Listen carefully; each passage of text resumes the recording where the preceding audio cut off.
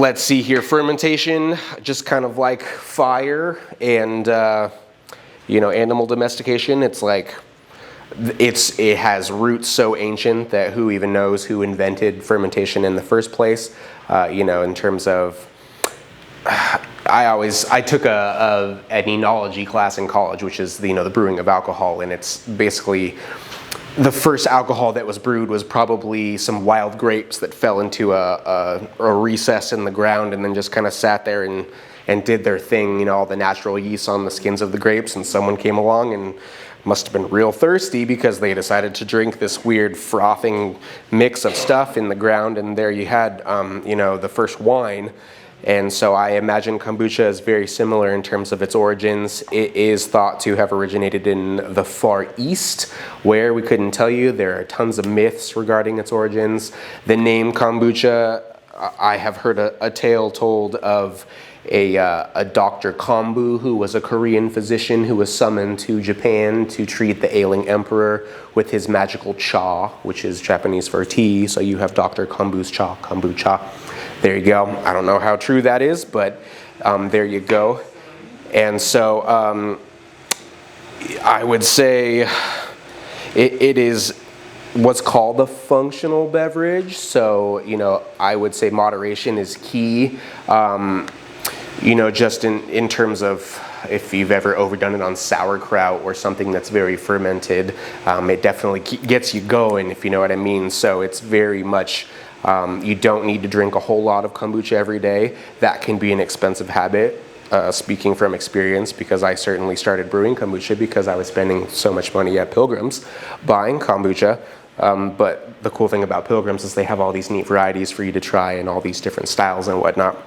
So I guess first things first, let's talk about our supply list when you brew kombucha. So Chloe, what is the first thing that we need to brew kombucha?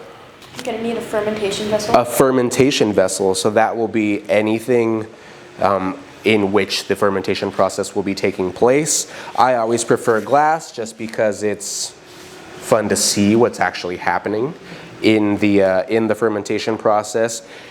Ceramic would be a great alternative. It is very similar to glass. The downside is you can't see what's going on in there. Plus, it's heavy like glass. Food grade plastic works. I try to stay away from plastic just because I'm weird like that. But you can totally use plastic in the short term. And then if you're going, especially like industrial scale, you can use stainless steel if you want, or if you're familiar with brewing beer, you could use like a carboy vessel, so you can let it breathe. Chloe, what's next?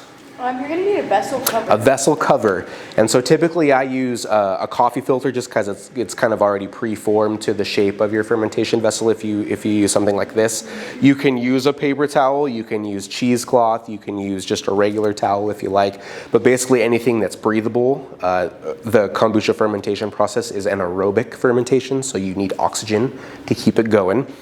The main purpose of the vessel cover, you could not have a vessel cover and take a gamble, but the main purpose of the cover is to keep out pests, things that you don't want in there. Fruit flies. Fruit flies love kombucha so much. If you ever have, overripe fruit that's attracting a lot of fruit flies, if you take a little dish of kombucha and set it just in the corner of your kitchen, they will beeline to that kombucha and they will drown themselves in it, and your fruit will be untouched because they love kombucha so much. That being said, if they get into your kombucha, they won't really hurt it, but they will lay eggs in your SCOBY, and that is kind of gross, especially when they start to wiggle in the SCOBY. So long story short, you want a vessel cover of some kind to keep out the bugs. What's next? You're going to want a temperature gauge. Temperature gauge, it's kind of an optional thing, but I like it just to make sure, you'll see later on in this process, to make sure you don't kill your SCOBY during the initial fermentation setup. I use one of these. You can buy these. I bought like a 50 pack off of Amazon, but they're sticky. You put them right on there, and you can see where it's lit up there. It says it's 62 here. When you pour something in there, it'll tell you how hot it is. And so that's kind of good just to see. The fermentation process is pretty robust. It will be slower at lower temperatures and faster at higher temperatures, but there is kind of a maximum temperature at which you will kill your SCOBY if it goes above that temperature. Typically that's 100 and some change plus, which is usually not going to happen if you follow the directions that I lay out for you. Let's see here, what else you got for me? You're gonna want you're gonna want a pot. A mixing spoon. Or a ladle. Funnel. We got a funnel. Measuring cups. Bottles. We'll pretend that's a measuring cup. Bottles, which will be for, you know, your secondary fermentation when that takes place. Typically, you won't have to worry about that for a week or two after your primary fermentation is done. Towels and brushes. Towels and brushes. So towels are, you know, because you're going to make a mess. As you can smell that vinegary smell in here, I was, you know, mixing and matching like a mad scientist in here, so it's very vinegary in here. And then brushes are if you want to clean out your stuff real thoroughly later on. What else we got for you, Clay? You're going to want some tea. Tea? Right there. Tea, before tea. Oh. You have some question about distilled water? Sure, that's where we're at.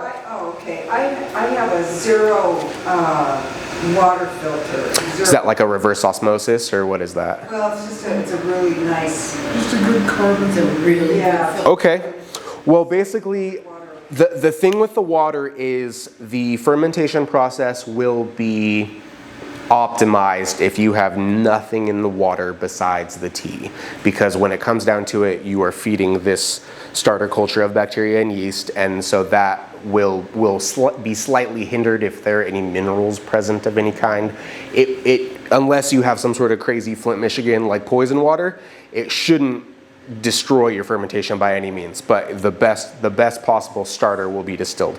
That being said, yeah, like if you have a RO filter or the zero filter or whatever, that should be just fine. Let's see here, so tea. So yeah, that's completely up to you. I like green tea just because of that kind of middle of the road. It's not you know, real bold like black tea. White tea is also great. That's kind of a lighter flavor. Which I think is optimum if you're really hoping to make the flavors in your secondary fermentation shine. But yeah, so I prefer green tea.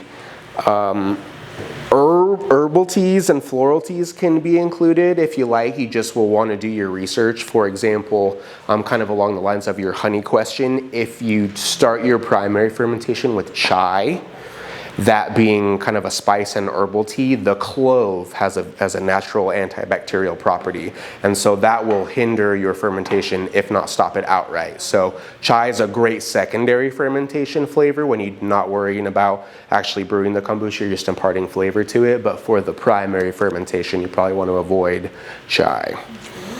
Let's see, what else you got for me? You're gonna want. Oh, sure. About tea. Yes, please. Can you use decaf tea?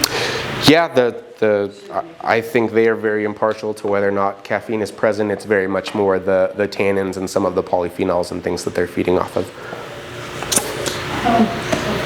What's next? Sugar. Sugar is very important.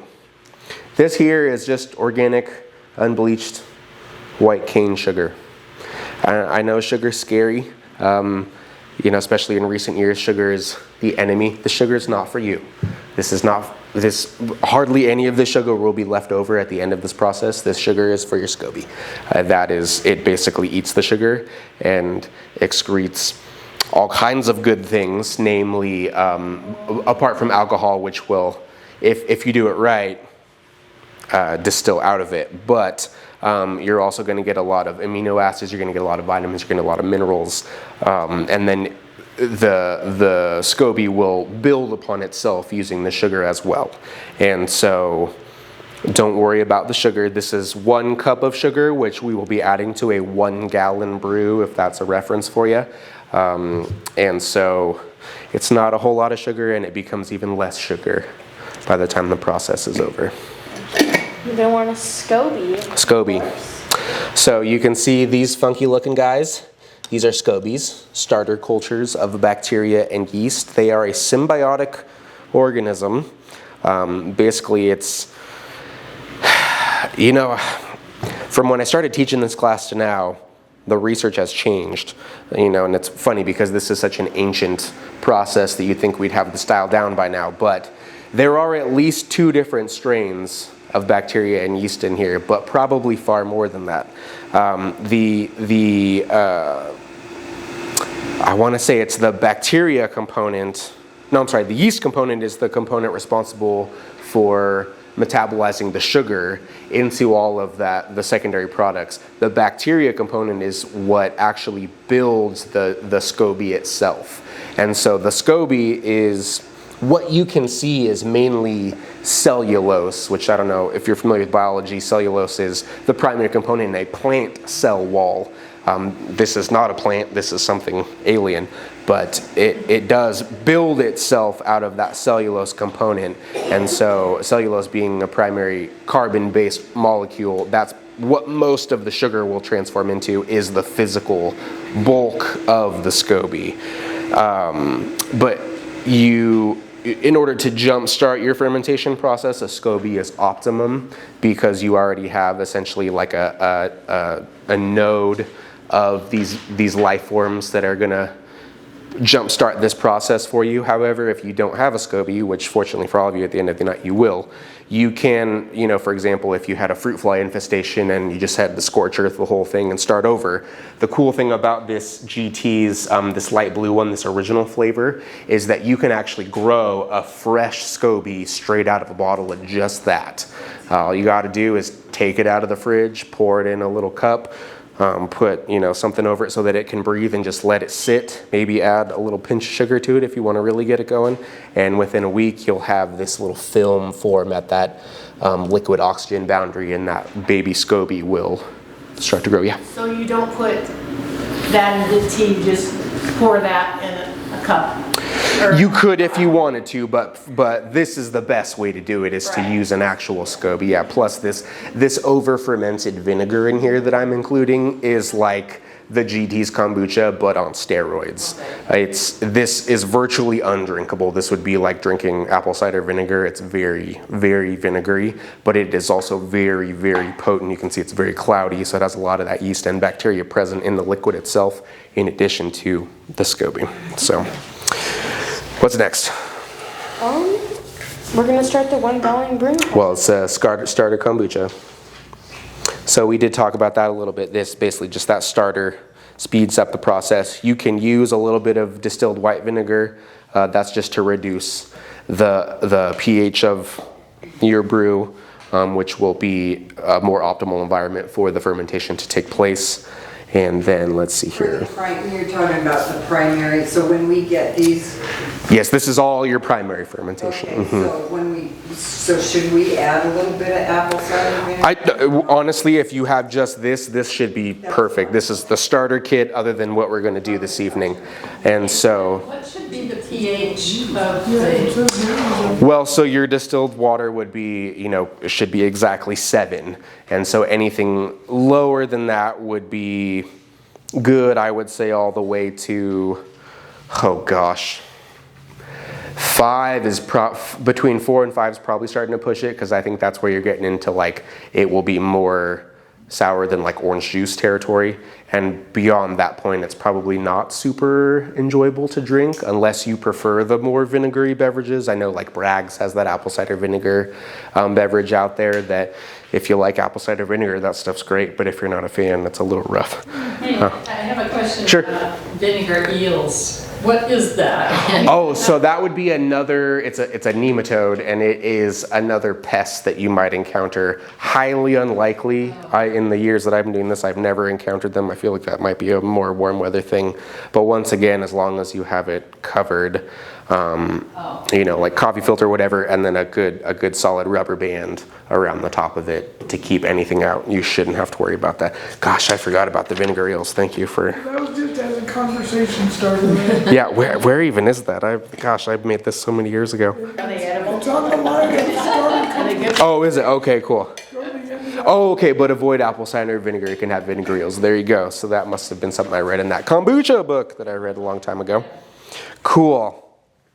And then the optional, like I said, you can use pH strips, or if you have a little digital pH meter, you can use that. I personally don't think that's necessary unless you're looking to get into like industrial fermentation and you want to keep everything super standardized. Like I said, this is a very organic process, and I feel like it will take you some taste testing to really figure out where you like your brew to be in. Just using those to figure out how sour it's going to be, and you can do that with your tongue. Exactly, yeah. Your tongue is a perfect pH meter, and it's a perfect Brix meter, which is also what measures residual sugar in a fermentation. So once again, yes, as this gentleman said, your tongue is an even better gauge than that, especially to gauge your own preferences. So, Chloe, let's run through the process of brewing kombucha.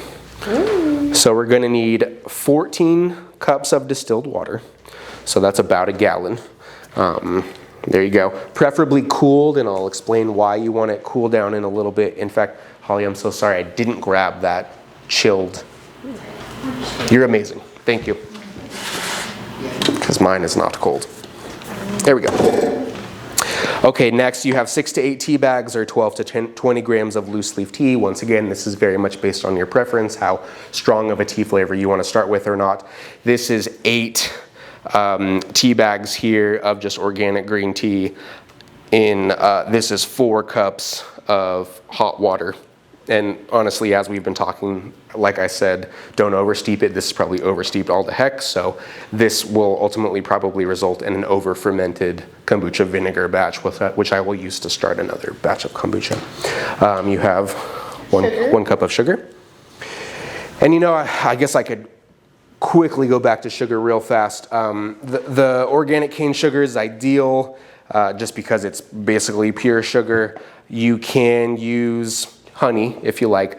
As we said, though, it does have natural antibacterial properties. You can also use molasses. You could also use maple syrup. You could also use fruit juices. According to GT's label, and also according to some of the research I've done, GT's claims to use exclusively kiwi juice as their sugar food. I've never tried kiwi juice, but it sounds very sweet, and I'm sure it would serve perfectly well, but just for our purposes, or just cane sugar is totally fine and easy to do. Let's see here. So would you use a cup of kiwi juice then? I don't know what the conversion would be, but yeah, I would highly recommend that. And then just quickly, and this should be fairly intuitive, sugar substitutes are not the same thing as sugar. These will not live on stevia or aspartame or whatever. Yes. I have another question. Sure. Say I brew it in sugar and then I want to make a batch that I've done in honey. Mm-hmm. So can I just use the SCOBY and some of the liquid from the sugar batch and then just do a new one with honey? You can. So the SCOBYs are somewhat trainable. So sugar would be primarily like a sucrose fructose blend. Honey, I think it does a little. It's more like what the bacteria and yeast are trained to eat. So if you were to take a SCOBY that was grown on cane sugar and you were to put it in a honey brew, it might not do as well at the outset just because it's not used to eating that type of sugar. But if you give it time, and especially if you propagate those SCOBYs for a few more batches and continue on the honey line, then you would probably be propagating a culture of yeast and bacteria that are more inclined to eat honey over sugar. Now, if you were to switch back, you'd probably experience the same thing where they're like, oh my gosh, I'm used to honey now, why are you putting me back on sugar? But once again, it shouldn't, like I said, it shouldn't kill it. It'll just make it it'll keep it on its toes, if you know what I mean. Okay, so other than that, we have 1 cup of sugar, 1 cup of starter kombucha, and your SCOBY. So, Chloe, what's step 1? You're gonna want to clean your workspace. Dish soap would be fine. Just rinse it away with water after you're done, dish soap. And yeah, that's really the most important thing is the vessels, especially like your measuring cups and your fermentation vessel. As you can see, this thing looks super gnarly and gross because it's got all this junk in it, but this is actually like strains of yeast and stuff because I pre-rinsed this with with like over fermented kombucha. So this is actually ideal for what we're about to do. And let's see here. What's step 2? You're gonna want to rinse your supplies with kombucha vinegar, just basically like what we gave you in here. Yep. Just want to dip it in the part you're gonna be using. And everything's gonna smell vinegary, including your hands, and that's okay, because that's all part of the process. So we dip our spoon and Yeah, it's just kind of like a pre-rinse, especially if you've washed things in soap. Most soaps today have, you know, triclosan or some sort of antibacterial component in them. So what you're basically doing is priming everything to not immediately start killing your bacteria. So I guess when I get my full gallon and I'm ready to start my next batch, that's when I rinse. I just put the stuff. Yeah, just a little bit of that stuff. Or honestly, like I said, just this original GT's kombucha. That's a perfectly good pre-rinse too. That's it's basically like living soap that prepares everything for what you're about to do. What's next? You're gonna want to heat your like quarter of your intended brew size. Yes. So like 4 cups is the appropriate temperature, for your selected tea. So as you can see here, we have 4 cups of, it was hot water at one point. And so that is a quarter of our full gallon brew. And so you would, step 4, steep your tea bags or the diffuser with your loose leaf in your hot water for the appropriate amount of time for your tea. And then after that, you would remove your tea, strain it out. I don't know if you watched Chloe as she did it, but she pressed the tea out of the tea bags. You want to get all the last residual goodies out of those tea bags for your SCOBY, and then discard those, and then yeah, go ahead and put that in there. How warm is that tea when we start putting it all together? You know, Temperature you drink it at. well, yeah, so it's very near boiling. Yeah, whatever the steeping temperature for your tea is. And so once again, depending on if it's black or green or white and how delicate the leaf is, they'll recommend, you know, typically not above boiling is ideal, right at the cusp or depending on some of the teas. I thought you had to cool it first. You do, thank you for bringing that up, and that would be the stage at which we do not want to kill our SCOBY, hence the temperature gauge on the side there. And so, okay, step 4, we've done that, strain the tea, and then we're going to stir in our 1 cup of sugar. You know, usually when I make mine, I boil the water, and then when it's boiling, I dump the sugar in so it'll dissolve. Yes. And then I put the tea in, and then... You start with the sugar, is that what you're saying? Yeah. Oh, okay. And then I let it cool to about 75. Sure. Then I'll put it into the jar. And that's perfectly all right. And like you said, essentially what you're doing is you're making a really concentrated batch of sweet tea. And as everyone knows, you don't add sugar to the sweet tea after it's cool. You want to add it in when it's warm. So that would be, you know, a great reason to either add it first before you even steep it, or right as soon as you steep it, add your sugar in as well. And so you'll stir the sugar in. And you want to make sure that like when you stir it in, that like when you like feel the bottom of the like pot with your spoon or whatever you're using, that there's no like grains of sugar in there. It needs to be fully in. Okay, so I'm going to just clarify. Sure. So when we add, maybe we're not there yet. Never mind. Oh wait, go ahead. When we add the SCOBY. Yeah. Yeah. Yeah. Okay. So are we good on that? Is it? Would you say that's adequately dissolved? Okay. So step 6, we're gonna pour our prepared sweet tea concentrate into our fermentation vessel. And of course, you want to make sure that your funnel is very much dipped in the vinegar. Yes. So the temperature, you've let that cool enough to where it's not going to kill the little... Not necessarily. This could be as hot as it could. Yeah, as it stands now, and if we had been doing this at, you know, the appropriate time span, this would probably be over 100 degrees. And so that is why I say to cool your distilled water first. And so you would cool the entire gallon of distilled water, and then you would heat only 2 of those 16 cups to make the, or I'm sorry, 4 of these 16 cups to make this this concentrated batch of sweet tea. And then, so it says step 7, add the remaining 10 cups of cool distilled water to quickly reduce the temperature. So basically that would be a way to avoid having to sit there for an hour and wait for this to cool if you were to brew the entire gallon at once. Or an ice bath And or only fill it to like keep So going. why is your distilled water heated though? I mean, you don't heat the, No, that's cool. This here is cold distilled water. You're only heating those the 4 cups that you're using to make your sweet tea. You haven't eaten the whole darn Right. amount. And so that's good, yeah. And so then at that point, yeah, you have to sit there and wait for it. You have to throw the big old crock into the fridge and wait for it to cool. Whereas if you do it this way, then you quickly cool down with because you only have 4 cups of hot water and you're adding 10 cups of chilled water, and that'll get you down to temp real quick. 4 cups can be really not boiling, it's hot. Yes. It's hot. So it's hot sweet tea, and then it cools off real fast when you add all of that. All right, so then, and as you can see, it says make sure this step is done before adding your starter liquid and your SCOBY, because you would see this water temperature would have dropped immediately as soon as you drop that 10 gallons of water in there. So right now it's back down to, it's between 64 and 68 degrees. And so it'll say down here, when temperature has dropped below 90 degrees, add your starter liquid or your vinegar.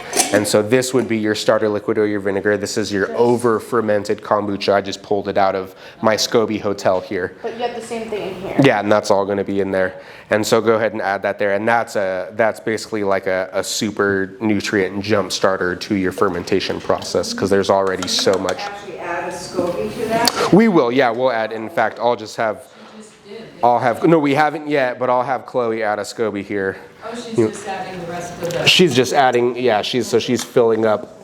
And so go ahead and put a glove So on. if we were to start with one of Here you these go. little jars, we would just take the juice, so to speak, Mm-hmm. and put that in and At this point, you could dump the whole thing in. because it's cool enough. Yes. Yeah, as soon as it's cool enough, you can dump that whole thing in there and it's ready to go. And so let's see here. Yep. Go ahead and drop it in. In fact, it's perfect. Which one do you want me to do? You do whichever one you want. Pull out a real juicy one. Yeah, there you go. That's a real nice They one. will we've had ones that have gotten super big. Yeah, like, 5 inches thick. So It's, like this thick and about like maybe even as long as this tea box, or just about. So like huge, and it creates like a bunch of different SCOBYs attached to it. First, you might know about the layers that it has, so you get one that might have layers. So this one has layers on it. You can see the layers. You can actually peel them apart and put them into different containers. Yes. That's what we did with these ones. We peeled them off of this big SCOBY. I typically have cute little round, like, twice the size of silver dollar SCOBYs for you, but this time around my little guys didn't take, so you're getting monster SCOBYs today. So they're not pretty, but they are robust. Yes? You pulled one of the big layers out and just put it in. And just fling it right in there. So this one has layers, and you could just take your finger. And You don't even need to do that though if you don't want to, as long as you have space for it in there like she did. You can just drop a whole big guy in there. We have my boyfriend brewed it. And it's been a long time, so it's like a huge. Yeah, It's a monster. Yeah. they'll take over. Sounds like you should tear it apart and share it. Yes. Yeah. Well, and that's the cool thing about this whole process is every time you brew a batch, you get another SCOBY. And like saying it forms at this boundary layer between the liquid and the oxygen. And so, over the course of a week or two, this monster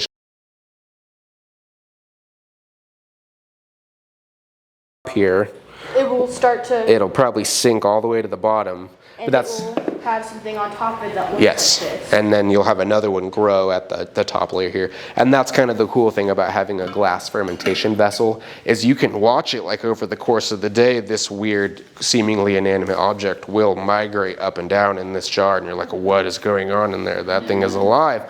So that's pretty cool. Does it matter how much, like, when you start your second, and then your next batch, Does it matter how much SCOBY you put in?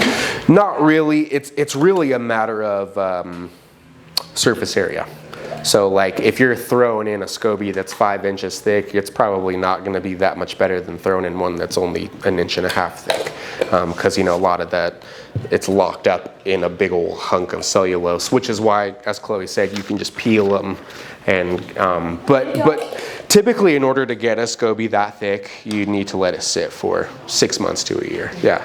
So for like big brewing, would, if you put it in one of those like big brewing stainless steel, does the scope Yes. grow this? Yes. Okay. If you can probably find pictures of it online, but I know at least they did a few years ago. Upside Down Kombucha in Sandpoint would do tours if you went up there and asked them about it. And yeah, they're industrial size stainless steel fermentation vats.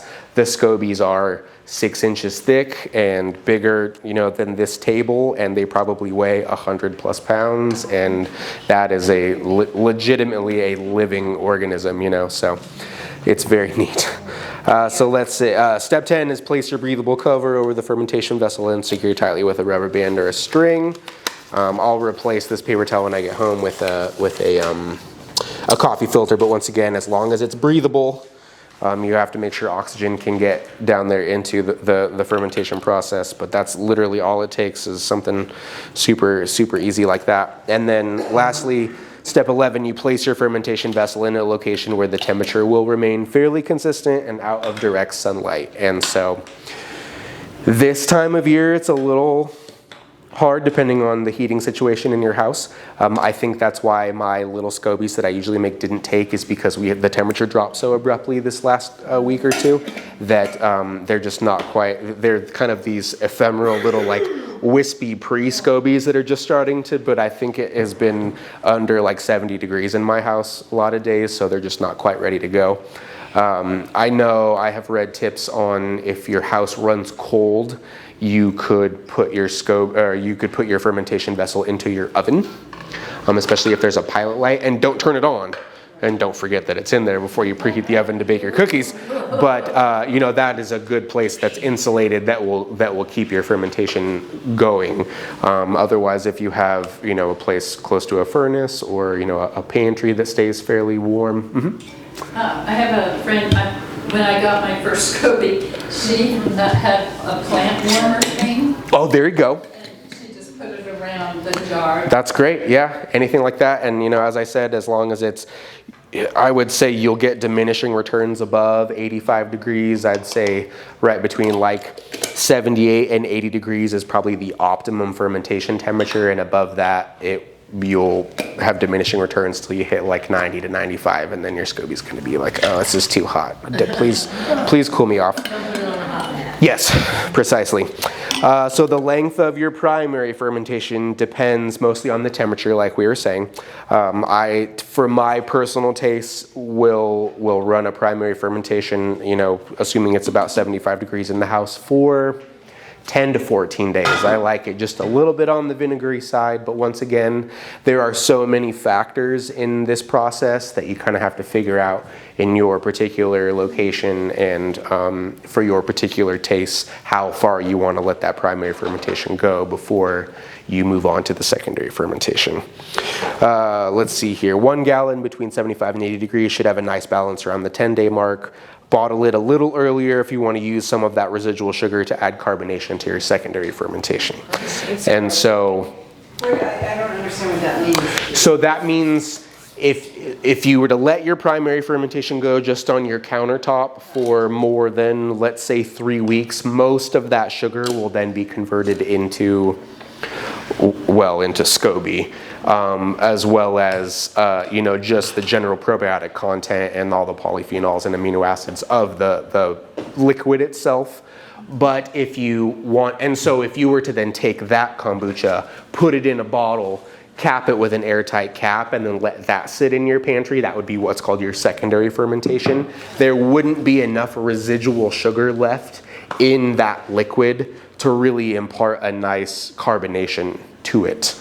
I don't know if any of you have ever done beer, but the fermentation process continues even when you slap an airtight seal on it, which once again you want to be careful on that as well, because you can definitely, if there's too much residual sugar left in there and you don't let it breathe, if you don't burp it or you don't put it in a carboy with a one-way valve so that the excess air pressure can outgas, you will create a kombucha bomb in your pantry, which will make everything vinegary, so watch out for that. I have not had an outright explosion, but I have had containers like this, yes, where I'll put the lid on it and then I'll forget that it's in there and I'll put stuff in front of it and then I'll notice there's trickles of vinegary liquid seeping out of my pantry several weeks later. And, oh yeah, I forgot I had a kombucha batch going in the pantry. So my wife loves it. When you bottle it for this secondary, you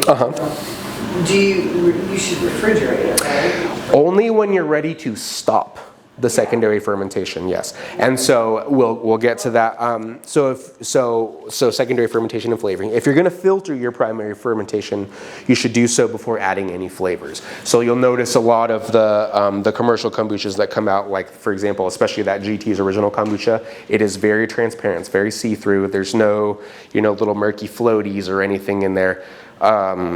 And I think that's probably mostly for aesthetic value. Especially the probiotic content of kombucha is this cloudy stuff, and so I think some people are still a little put off by the idea of a living food, hence why it's so pretty to look at, but it's not quite as functional as it would be if you were to just brew it in your home and drink it straight like this. But you don't, so basically, long story short, you don't have to filter your primary fermentation. I flavor my kombucha just like this, and so I don't worry about, once again, I like beverages that I can chew, so I don't mind if there's a little hunk of SCOBY floating in it, to a degree. Let's see here. Secondary fermentations take place in airtight containers, so you make sure to fill them all the way to the top for the most part. Obviously it's still an aerobic fermentation, so you might want to leave just a little scotia of air in there, but for the most part, at this point you are bottling as much as you want in that bottle. So you want to remove any scobies out of your secondary fermentation, because A, that will slow your secondary fermentation, and B, you probably don't want to be dodging the SCOBY as you're trying to drink your, once again. And then you place them in what's called your SCOBY hotel. So I don't know if you saw, I'm sure you did. I have several of these back at the house. This is your SCOBY hotel. And We started a few years ago, and we had this one. It was very tiny, very flat, like the ones that were like that big. the original. And now we have like 6 to 8 jars just full of thick, Yes. fat SCOBY. Which is another reason why I love doing this class, is because I can give away all of my extras, because they add up very quickly, especially, if you're doing 4 gallons at a time, all of a sudden you go from 4 SCOBYs to 8 SCOBYs to 16 to 32, and oh my God, I'm swimming in SCOBYs. Do you want me to hand this out yet? Not quite. A question Sure. on the SCOBY Hotel, like you're doing the second fermentation, Yep. all that is set aside. Do you put that in the refrigerator? No, Is that- I actually let that live in my and you can, once again, it will kind of let it go dormant, but it'll go dormant anyway, just like that. And Flat sooner though, it'd get flat way sooner. it will, but they do go dormant. They don't, I'm sure if you left it in the pantry for years and years, they probably eventually starve because they don't have any sugar in them, but I have never let that happen. I've never had one die on me. I've never had them go bad. There's fuzz, or if they Yes, they do. They can go bad, absolutely. different colors, or like if they're bumpy, it's okay. But if they look like they're like mold, They should never be fuzzy. Little hairs all over. They should never be fuzzy. that Should never be that fuzzy. way, like that is no longer it got. They should never have anything pink or black or purple or green or anything like that. If that happens, is it all, you have to get rid of it all? I would pitch it all and start over, and so it's always good to kind of don't keep all your eggs in one basket, which is another reason why I have a couple of SCOBY hotels in case one were to go bad. The cool thing though is if you store them in this super vinegary liquid like this, the acidity level is so high that most invading bad bacteria or yeast that could potentially harm them, they can't even handle it. And they're like, this is way too, I'm gonna try somewhere else a little more friendly. So yeah, I've never. Yes. So I've truthfully have never stored my dormant scobies in a fridge, but you totally could. And I know Pilgrim sells kombucha starter cultures, and I'm pretty sure they are like desiccated. They're dried out, and so those are stored in the fridge.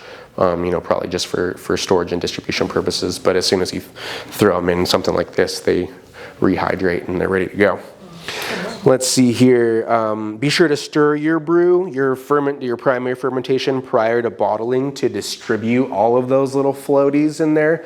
So for example, if I were to not stir this around, this is my primary fermentation, and then I were to pour it over time into these little ones for secondary fermentation, the first ones that I started with would not ferment as fast as the last ones because all the goodies at the bottom of the jar were in the final ones that I poured. Let's see here. So the ratios of kombucha to flavor additives will vary based on your preferences and the strengths of the flavoring. And now we've moved on to secondary fermentations. So depending on how long you let the primary fermentation go, it can be fairly vinegary if you like it that way, or it can be right on the cusp there between kind of tart but still a little bit sweet. The strength of the flavors and the additives for your secondary fermentation will vary wildly. So for example, ginger is a very, very potent secondary flavoring, and it also has, once again, some antibacterial properties. So you want to be real sparing on the ginger.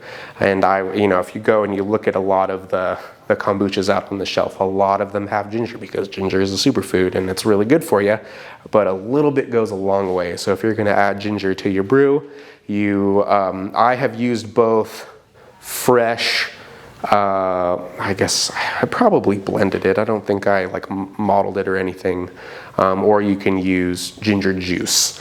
But yes, once again, a little bit goes a long way. Do you have a question? Yeah, I was wondering about the ginger.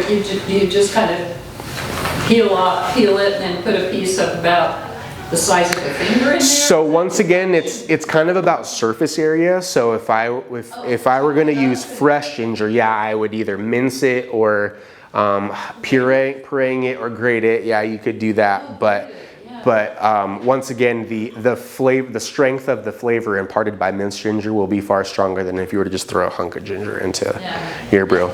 And do you only add that into your secondary one? Like once you have done your primary, and then you want some ginger, you just put in one bottle, put a little ginger on and then another one. Can I use fresh pineapple? Or? You can. I've done pineapple. The thing with pineapple though is because it is so sugary, keep in mind then you are now introducing a ton of sugar into your secondary fermentation. So be prepared for that because you're basically, by doing that, kickstarting the fermentation process again. You'll give me another SCOBY on top. It very well may if you leave it out. The secondary fermentation, I usually will only do that for a week tops, just because especially what I always do is, so if I'm doing a secondary fermentation, I would do something like this where I have 12, and then one of them is kind of like my guinea pig, where I'll burp it just to see where it's at, so I don't have to burp all of them, because depending on your preference, I do like a little bit of fizziness, a little bit of effervescence in my kombucha. Some people like them a little flatter, and if that's the case, yeah, you can burp all of them if you like. But yes, so things like pineapple, very sugary. And other fruit juices, could you use fruit juices? You can, and so once again, depending on the fruit juices, those would vary in their sugar content. Carrot juice, for example, also very sugary. And so it's kind of surprising. That's a root vegetable. It can't be that. It's very sugary. Oh, yeah. Beet juice, very sugary. So just be mindful of that.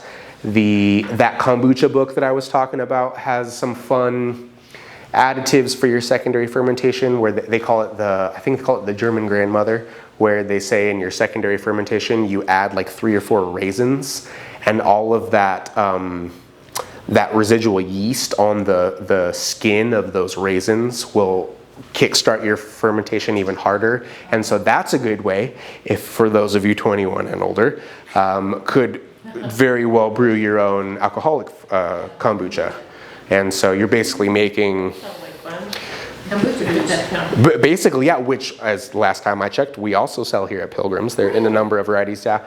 This wild tonic, this honey-based kombucha makes an alcoholic June kombucha, which is kind of neat. It's almost like a kombucha mead if you think about it. And so there's a number of them over in the beer and wine department that are kind of So neat. you can put like in a jar, because I've been saving my kombucha jar. Sure. Bottles. So you can put 3 raisins in the bottom of that. Yeah. Just let it- And let it take off, yeah, if you don't add anything else, and then yeah, it'll kickstart a little bit. Just once again, that one is another one where you got to be careful. You want to burp it, or it'll, yeah. So would that be like time? Like if you're doing your second batch and then if you did the 3 raisins, is that gonna ferment longer than if you were just flavoring it to get that? It would honestly probably ferment faster.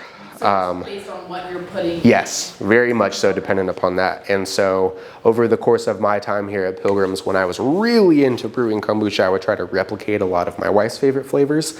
And so, for example, GT's does a lot of neat seasonal flavors. One of which was it's a cherry lemongrass, lime, and vanilla.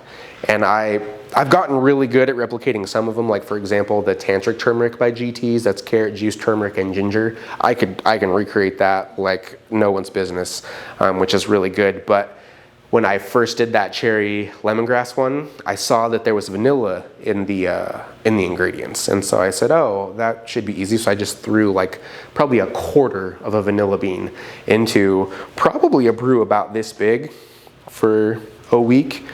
It was so vanilla-y, it was almost undrinkable. And so vanilla is very, very strong. Watch out for that. Vanilla didn't affect the fermentation time at all, but it imparted its flavor very quickly to that secondary. Vanilla, like the flavor you use for baking. It was just Yeah, like extract. And this upside one is like a vanilla cream or an orange cream flavor, and I think that is that's what I was going for.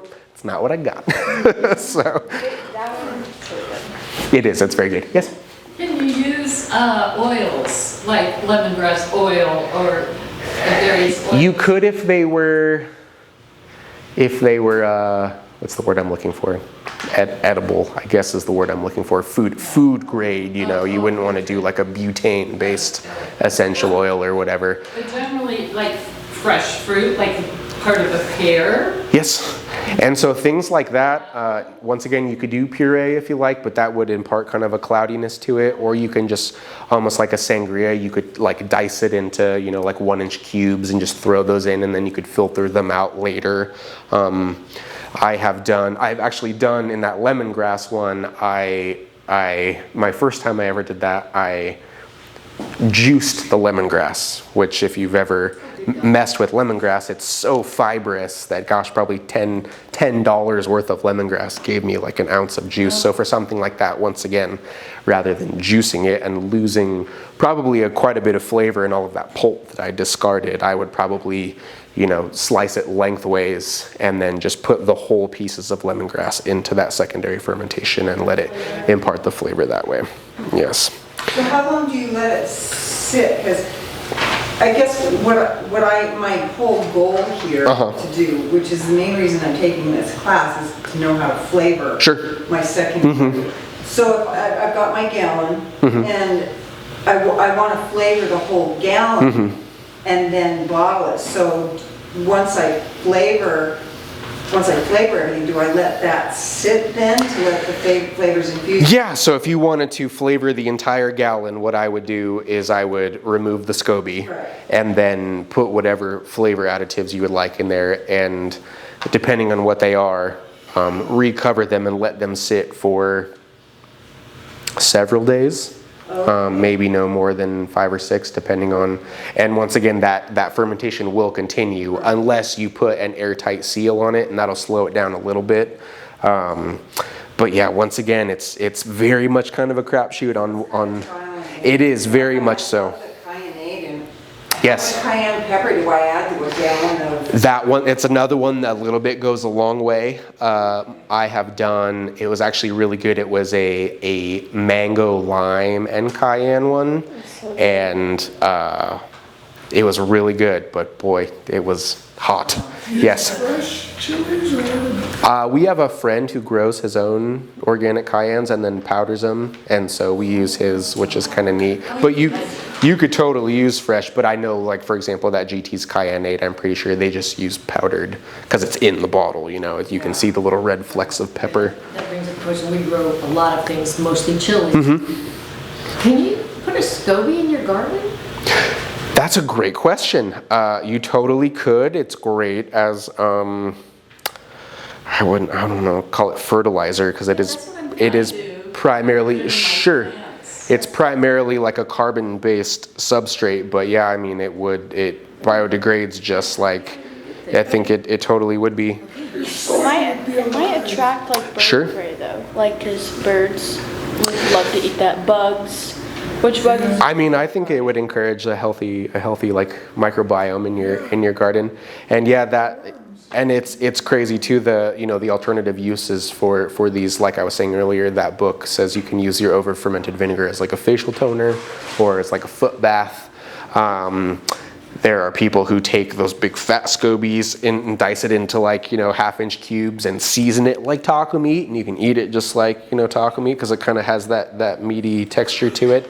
There is even kind of an upstart SCOBY textile industry because it's very malleable, and so if you can take, especially if you were brewing on an industrial scale and you could just peel layers and layers of these sheets of SCOBYs off, you can press them to forms, and so you can actually create like seamless clothing with it. So I mean, people totally, and when it's dry though, it very much has like a leather texture, and so yeah, and I'm sure you could make just anything you can think of, if you wanted to make handbags or shoes or whatever. That might be kind of neat. Purses, wallets. Yeah, SCOBY wallet, that'd be kind of neat. That's above my pay grade. You start to ferment is what happens. But yeah, so this has been an awesome project that we've done for a number of years, and it's fun if you like getting your hands on squishy cool stuff. So Max, when you did, what was that one, and it was powdered turmeric? Yes. Did you just put powdered in there? You can do powdered. I think I have tried both powdered turmeric as well as turmeric juice. And so you can either juice your own turmeric root, or I know for sure Pilgrims used to at least sell little like bottles of turmeric juice that you could buy. Same with ginger, you could buy ginger juice if you like, which might, at least at the beginning, be a little bit easier in terms of portioning flavor out, so you don't totally over ginger yourself on the first go. Ready for me to pass these out? Do you think Almost. the dried flavorings, like, are you more conscious, like with cayenne or vanilla, but just it dried in general versus fresh? Like, is it more, does that flavor come across more? I think it comes across more in the fresh stuff, and I prefer to do most things fresh. I have done, let's see, gosh, what have I done? I tried to recreate their watermelon one, which was really good. I've done a watermelon cucumber one that's really good. I've never tried the chai one, but that would be one that you would introduce that chai on the secondary fermentation. These are already starting to layer. I'm not surprised. Those are potent. So on a gallon of my secondary, just to start with cayenne pepper, how much would you suggest? On a gallon? Yeah. Quarter teaspoon? Oh yeah, that would be. Start with that. Okay, and then I can adjust. Depending on how spicy you like it. Go pull your SCOBY and your stuff out. Yes. And gosh, I'm trying to think. What are some other good What about the foot thing you say? secondaries that I've done? I've never tried the foot bath. I've never tried it, but I mean, It's a foot detox. yeah, it probably would. Gets rid of all the chemicals. It'd be all tingly and Bad. yeah. Have you tried the taco? I haven't. No, I've never eaten a SCOBY, which I feel like I owe it to myself and everybody in the class to try that before the next time I teach it, because it's been. Well, you guys have to join me too. Yes. Well, and it's like, gosh, I'm swimming in SCOBYs. I may as well try them. Barbecue. There you go.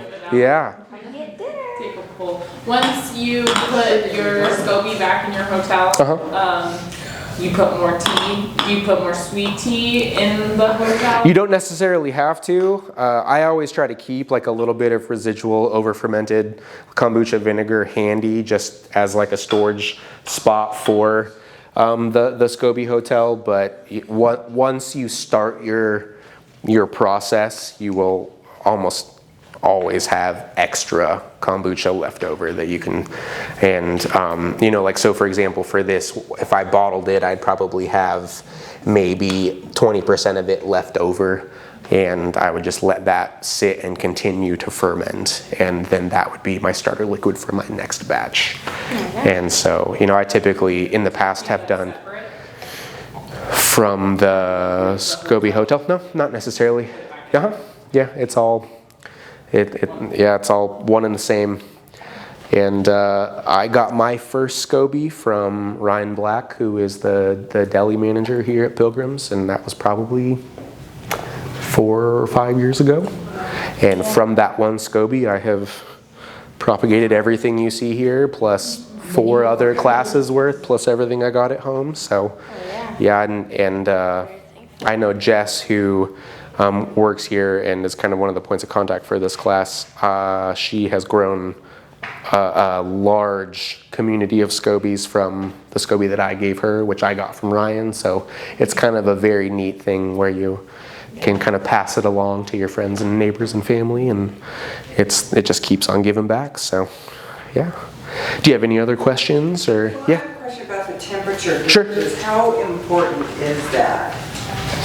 If you trust yourself to be able to gauge, you know, approximately 90 degrees, then they're not really that necessary. Or if you have, I mean, I assume a meat thermometer or something along that line would probably be. I'm so excited. I think they'll probably just grab them as they leave. Yeah, but I appreciate your eagerness. I love. Okay, I have a question Sure. about the second fermentation. Yes.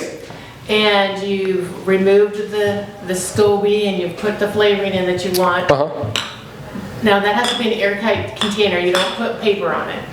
That's Typically not if you want it to be, you know, like it. somewhat effervescent. Yeah, if you want it to be a little. And then, do you let it burp or whatever every day, or you can go a couple of days? How do you? I would say, depending on what you put in it, if it's something super sugary, maybe check it on the first or second day just to see how it's going. But I don't think I've ever had to burp them more than like once every other day. Okay. And I typically don't let my secondary fermentation go longer than a week before I throw it in the fridge. And once you throw it in the fridge and once it's below that 60-degree point, that essentially grinds fermentation to a halt. And at that point you have stopped it and it's basically ready to drink at that point. And so should you have those jars that have, you need the metal ring, and it goes down instead of the flat, what is it, what's it called? A gross bottle. With the bail and Is that what it is? Yeah. like a mason canning kit? No? It has a Rubber gasket. and a bail, metal bail that when you push it down. Suck it down, or just regular screw lids. The top. Yeah. You certainly can do that. I mean, I've honestly, when I was gung-ho about it, I would just take the extra empty GT's glass bottles and just use those. But you can certainly use. Your good fizziness. Yep, and you can certainly use mason jars or jars like these. I mean, anything that holds a seal. It's a pretty resilient process. It's really hard to mess it up. Like literally the hardest, or I would not say the hardest, but the most critical step is just not scalding your SCOBY at that one point when you first make your sweet tea, which is why I always keep that chilled, the rest of that water handy chilled, so it drops the temperature real fast. Like yogurt too. Yep. If it's too hot, you gotta have your starter, and if Yep. it's too hot, you'll kill it. Precisely.